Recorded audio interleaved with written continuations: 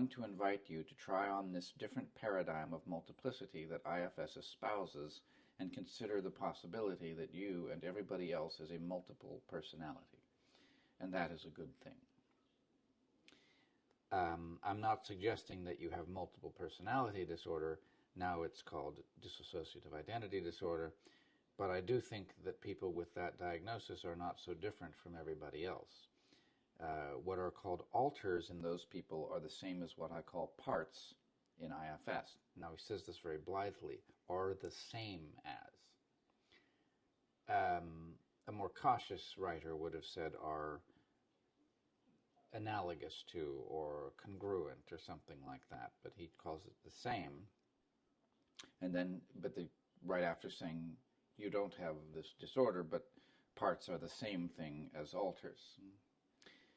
Okay, I quibble and nitpick. Okay, and they exist in all of us.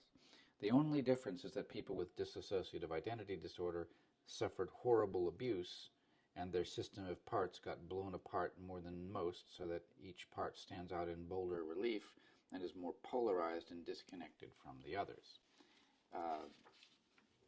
Memory silos are very common, so that a given personality, an alter, has its own timeline available in its memory, but when they switch to a different alter at front, that one has its own, I don't know how clear, but doesn't really have access to the memories of the other alters. So there are many psychiatrists that believe that's fake and don't believe in it, but in other words, all of us are born with many subminds that are constantly interacting inside of us. This is in general what we call thinking, because the parts are talking to each other, and you to you, as if that's something else, constantly about things you have to do or debating the best course of action and so on.